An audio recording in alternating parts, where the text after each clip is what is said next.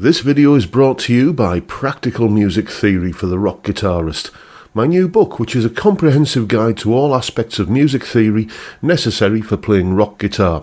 From blues to the cycle of fifths, from understanding and using modes to choosing the right notes for a melodic solo, from pentatonic scales to chord construction and keys. It's all covered in a clear and concise manner.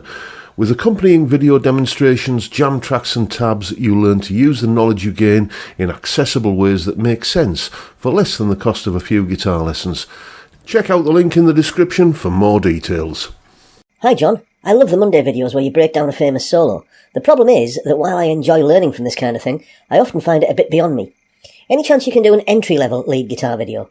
Many thanks in advance. Brian. Hello chaps, welcome once again to John Robson Guitar Tuition. As always, I do hope you're well. That was a question, as you could see, from one of my viewers, a chap called Brian, and I thought I'd just kind of mess around with the format of the video a little bit today by putting the email first.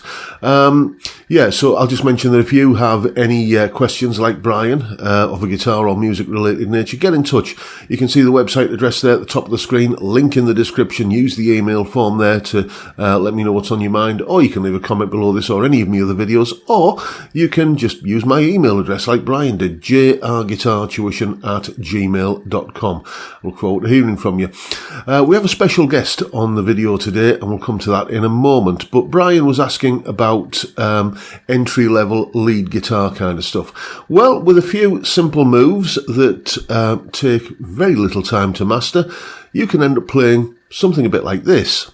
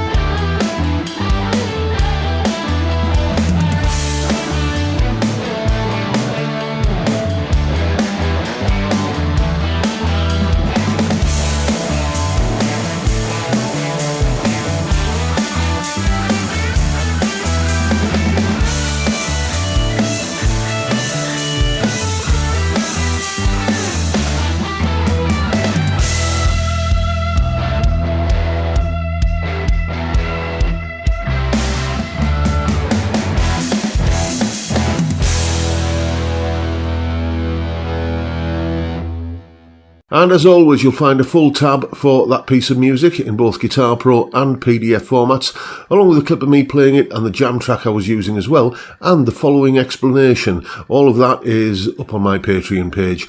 There's the address, link in the description. As I'm sure you know by now, it's $3 or about £3 a month to get access to all of these additional goodies that go along with these YouTube videos. Now, I mentioned we have a special guest on the show today.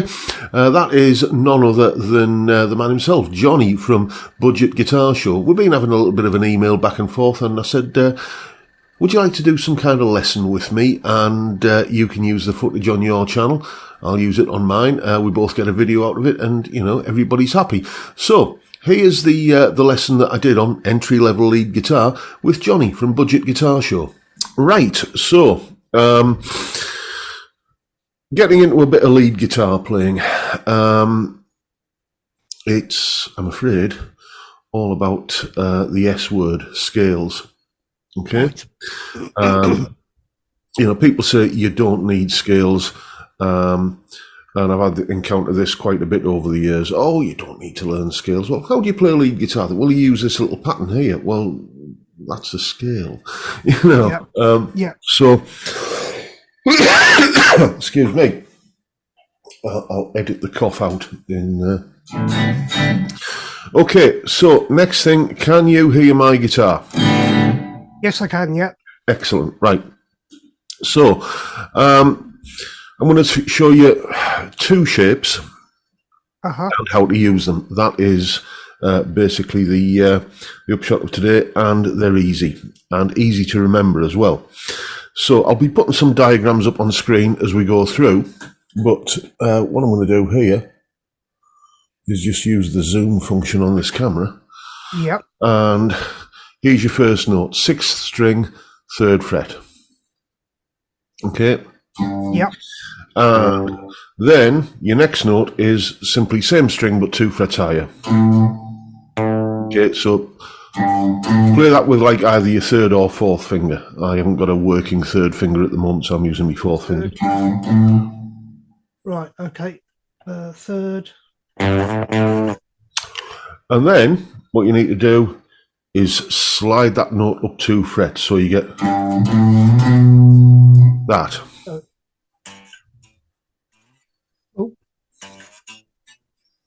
Okay, and you know. Secondly, I think my guitar's a bit. Hang on.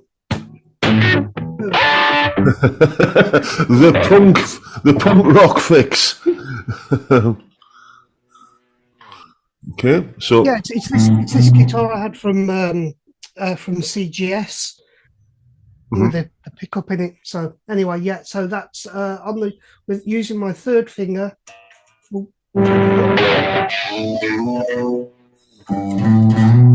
There we go. Okay. And then we move on to the next string and just play the 5th and 7th frets. So what we've done there is we played 1, 2, 3, 4, 5 notes. That is a pentatonic, as in 5-note scale. And what I'm going to do now is put some diagrams up on screen. Okay. I just need to share my screen with you. And you should be seeing that round about now. Yep, I've got that. That is the pattern that you just played, right? Okay. What we're going to do now is repeat that pattern in the next octave. And that will look like that. You can see that where your first finger has been on the previous string, you can just drop it down onto the next string, the 4th string, and play the same run again. So we'll take that down for the moment and I'll come back and show you. So you've just done this. So now your first finger goes to there and you do the same run again. Like that, and then I'll do that with my 2nd finger so you can see. So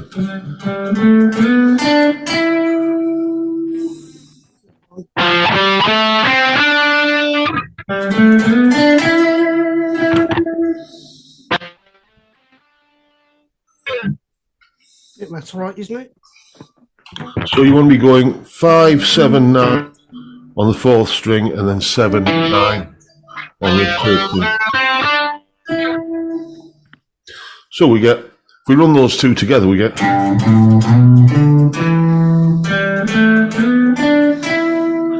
like that.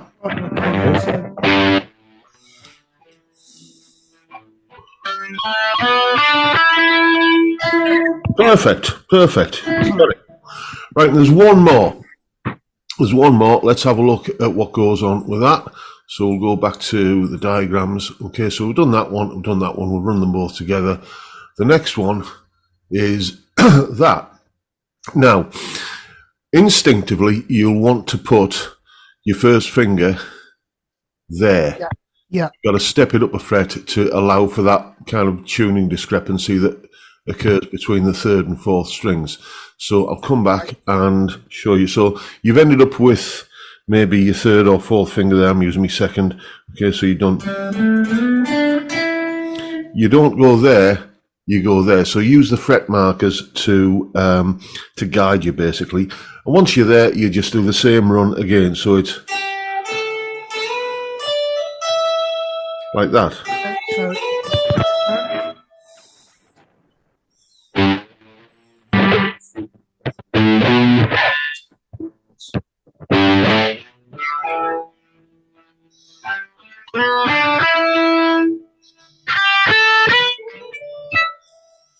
Perfect, mate. You got it. Oh, Right. So let's come back to you now. So your first job is to get that, so you can just walk through it.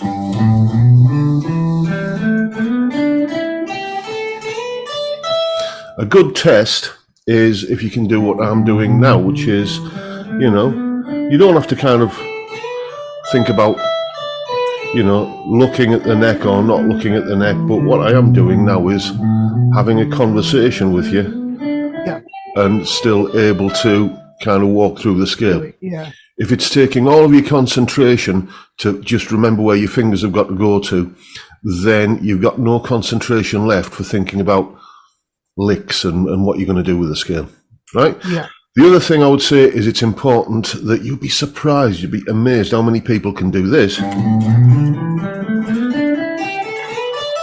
but then can't do. They find themselves doing the slide on wrong strings and stuff. So what goes up must come down, okay? And right, so that's one of the shapes, and we're going to look at what's going on there in terms of where you can use this. But obviously, it's transposable all around the neck. You can just kind of change the starting fret, but all the moves remain the same relative to each other. So let's go back to our little set of diagrams. Here we go. So we've just done those. Now let's do another shape, and this one's going to be starting, as you can see, if you count it up, at the 10th fret. And the 5 notes in the run that we've just done, which is all in grey there, so you had 3 notes on one string and then 2 notes on the next. This is the opposite way around. This is 2 notes on one string, then 3 notes on the next. So if we start at the 10th fret, okay, then we're going to be playing 10 and 12 on the 6th string. And then 10, 12, and slide up to 14 on the 5th string. So if you do it right, it should sound like that old Don McLean song. That's it. It should sound like the Starry, Starry Night, you know, that old Don McLean song. Yeah. And once again, what we do is, after you've played that run there, then it repeats in exactly the same way as it did in the previous one. So now we're going to go 12 and 14 on the 4th string, 12 and 14 on the 3rd string, and then slide up to 16.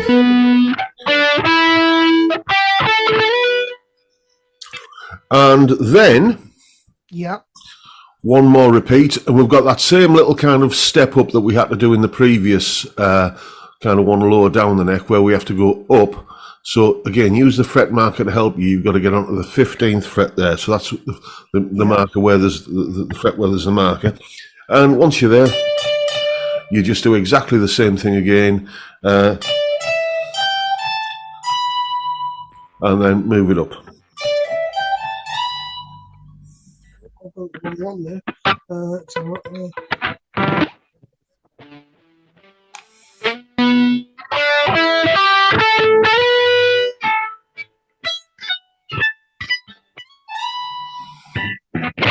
Yep, I think that's it.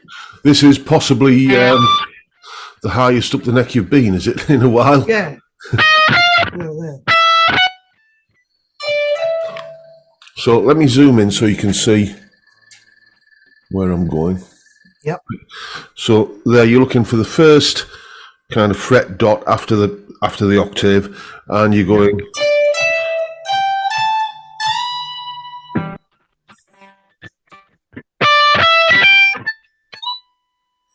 And once again, with a little bit of practice, you can run all of that together.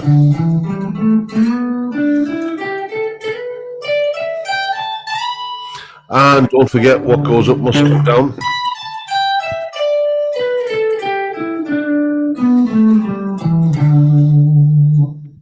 And so we've now got 2 runs, which I'll kind of...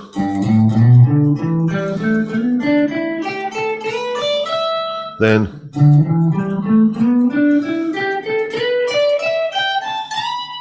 covering a lot of neck there. You've got Yeah. got a big playground to work in. Now, that solo that I played over, that riff that I stole from you, was just entirely contained within those 2 runs there. Okay? Right, okay. You'll notice in the solo that there are a few string bends, so which you can't just bend a string and hope for the best, okay? Because when you're bending a string, you're actually changing the pitch of the note, okay? And you've got to make sure that the note that you're going to, by changing the pitch of the note, is a note that's actually going to work. It's a right note in the scale.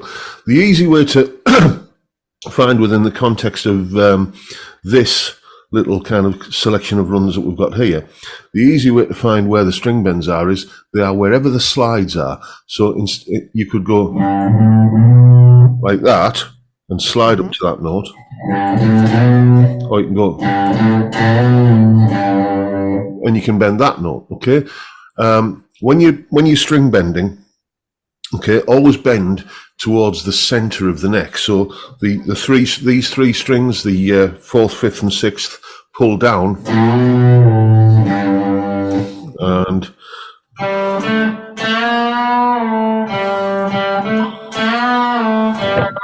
like that,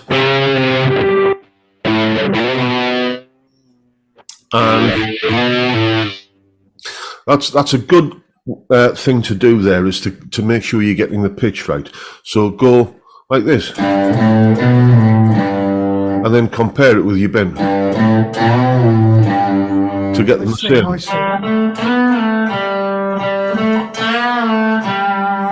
Like that, okay? That's where your string bends live, okay? And then we've got the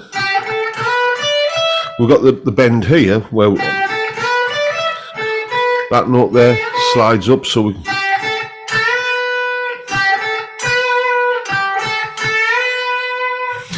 Bending technique, ideally, use your 3rd finger backed up with your other 2 fingers, but, you know, my recent injury means I'm having to kind of adapt and use my 2nd finger. But never just try and bend with a single finger. Always have at least one behind it to kind of just give it the push. Yeah. Okay. And then the same thing works in these 2, in this run here. So I've got the slide there on that note. I can bend it.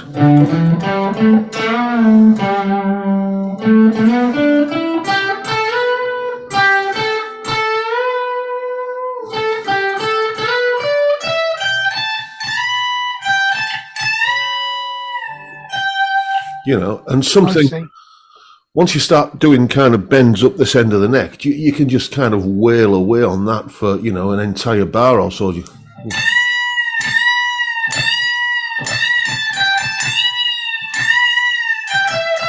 You know, Paul Kossoff springs to mind, you know. Yeah. So, those are the shapes. Any questions? Not at the moment, no. Right, okay. Now we need to, we've done the S word, the scales. We now need to tackle the dreaded T word, the theory. Okay? Right. Now, every pentatonic scale, and that's what we've been dealing with here, all of that is the same scale, just different ways of playing it on the neck. Every pentatonic scale has like a split personality. It's major and it's minor. Okay? Everything in music, anything that you can attach the word major to, major chord, major scale, major key, major pentatonic, always has a relevant or relative minor. Okay, it's a fundamental one of the fundamental bedrocks of music theory. Okay, and what is that relationship? Well, quite simply, I'll show you. Okay, another way that you can play a pentatonic scale, and I avoided going into this one in this lesson because I just wanted to keep it focused. But another way you can do it is, you know, and I remember learning the old Jonny Kid and the Pirates thing on this when I was. It's just that, and that's a very strong E minor feel to it. Another one that has a very strong E minor feel to it is the old Free song, Wishing Well. Okay. Yeah. And that's coming out with the same shape. Then, one Christmas season, when I was about 12 or 13, have you ever done this kind of thing where you just pick up a guitar and you start noodling and something familiar drops out? I didn't know I knew that, right? Well, one thing that did that for me was this. Oh.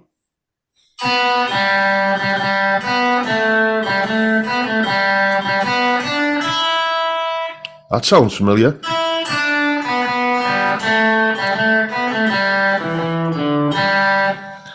Auld Lang Syne. Okay, right. So, and it's using this magical little group of E minor notes that I knew were kind of in all loads of songs that are in E minor. Try as I might, I couldn't make Auld Lang Syne sound good, kind of doing anything da da da da da da da da da. It just doesn't work. But it did work if I went to a G. Da da da da da da da da da da da. Right? Yeah. Puzzled it puzzled me, basically. I was going to use a swear word then I realised that this is going up on YouTube. It puzzled me. So I spoke to me music teacher at school who was, he was an adult, but he was kind of fresh out of university. There wasn't much of an age gap. Anyway, so I asked him about this. Why do these notes sound good in both E minor and G major? And he explained it's because of that there is this thing called a relative minor and a relative major. So that's your relationship there, right? Mm-hmm. E minor, G major. If you look at that in terms of how you would play it with bar chords, so there's a G as a bar chord. Yeah. Yeah, there's your G major, that's your major one. And then what do we do to get to E minor? 1, 2, 3 frets down and make it minor. That relationship there is fixed. So if I wanted to do A major, right, I know that's the same as F sharp minor. Okay? If I did C major, it's the same as A minor. Okay? That is the fixed relationship. And why did I play your over your little riff in E minor then? Well, because it's in E minor. How do we know that? Well, let's look at what we've got.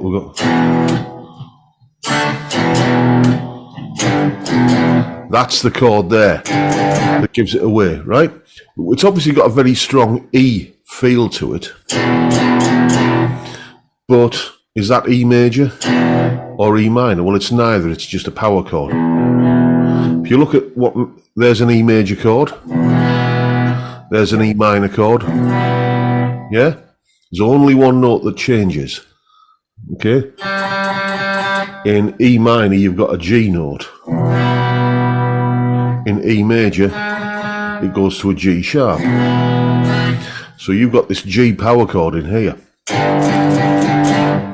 Coupled with the overall sort of tonality, as we call it, of E.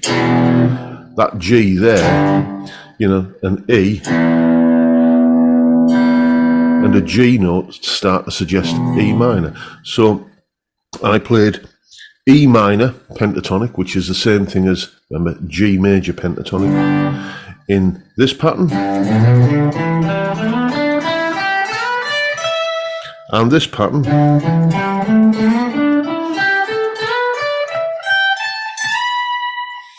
Over the entirety of that backing track, which I think I've sent you already, but Yeah. So what you then do is you can then sort of transpose this into other keys. So, this is just a question of counting up and down frets.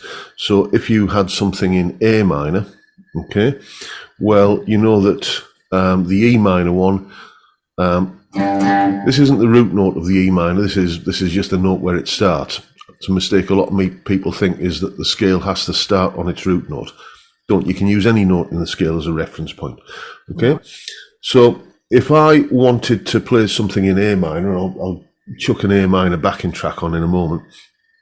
Okay? All I've got to think is, okay, how far away from E minor is A minor? And then you count up, well, 1 fret up from E is F, yeah, then F sharp, then G, then G sharp, then A. So that's 5 frets. So if I take this shape here and move it up 1, 2, 3, 4, 5 frets, I've now got the same shape, the same moves relative to each other. It's now starting here. So let me just dig out an A minor backing track. Here we go. This one will do. And sort of volume. Just back that off a little bit. Right. So using that same shape there, I'm just going to walk up and down the scale. I might have a little bit of a noodle in a moment. Let's zoom in so you can see. Right, here we go.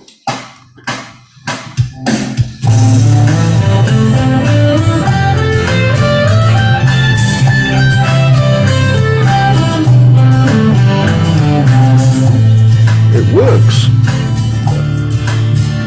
That works. Okay, there wasn't a note that sounded sour or wrong there. So now what I can do is just start noodling around.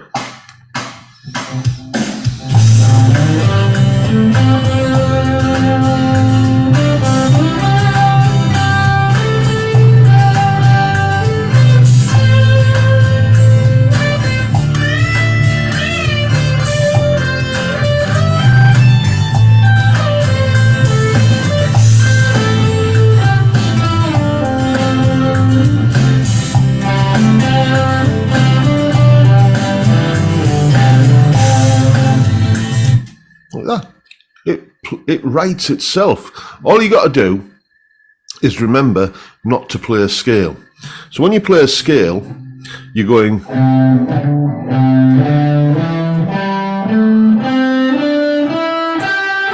all the notes in sequential order, all lasting the same amount of time and no gaps in between them. If you start kind of jumbling up the order a little bit, leaving a few gaps and kind of having longer and shorter notes, then it's going to start sounding more like a piece of music than a solo. That's lead guitar. Does that make sense? It does, actually. I mean, just like looking at those scales, that's seeing you do it, that's opened it up for me, because I could sit here and I could sort of do something like that, go, you know. And after that, I'd be like, right, what do I do after that? Yep. And then I'd fall back into the way I normally do things, is just by going on the strings underneath. Mm-hmm. You know, and I'd be stuck there. I would not be able to up the dusty end, as you call it, you know, and do all of that. So now knowing how they go, yeah, I can watch the video back and you know, learn with it. But it's but yeah, that opened it up. So now I know. I've done you the tab of the solo. You okay reading the tab now? You got that sort of squared away? Yeah. Right. So start taking a look at some of the little moves that I'm doing in that solo. Steal as many of them as you want, because, you know, that's all I did to bloody get them. You know, I didn't invent any of those licks. Those are all things that I stole from Jimmy Page and Eric Clapton and Jeff Beck and all of the people that sort of, Chuck Berry as well, people that taught me to play the guitar indirectly.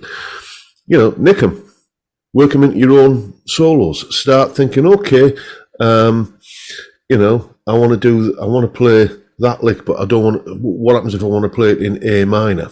Well, you know, there's an entire YouTube out there of guitar backing tracks. Just dial in A minor punk or A minor rock or whatever you want backing track. Do that sort of counting up and down the neck thing to figure out how many frets you've got to move that shape or that lick or whatever, and give it a go. I think that's probably enough for you to be chewing on for the moment, Johnny. You know, I'm gonna be straight onto that now. You know, I should be straight onto that now and start working away. Nice one. Well, Excellent. if you have any problems, give us a shout, and I'll see what I genuinely, I mean that. If there's something that made sense today, but the day after tomorrow you think, well, I kind of got it at the time, but I'm not sure now, then give us a shout. Excellent. I will do. Thank you very much, mate. Okay, doc, Johnny. Right, I'll let you crack on, mate. Stuff. Take care. Take care I'll see now. you soon. Take care, mate. So there you have it, folks. That is hopefully everything you need to know about playing lead guitar, as well as the other stuff that I mentioned earlier. I'll put those diagrams that I was going through with Johnny in the... I'll embed them into a PDF or something and put those up on the Patreon as well.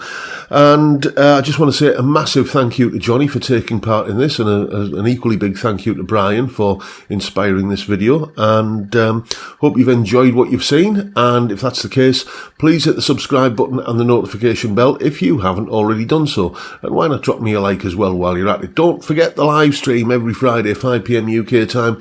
Beer, chat. Great way to kick off the weekend. I'd love to see you there if you can make it. But for now, I'll bid you all a good day and say thank you so much for watching. Thank you for your time. Look after yourselves, folks. Stay well, stay safe, and above all, stay sane. Bye for now.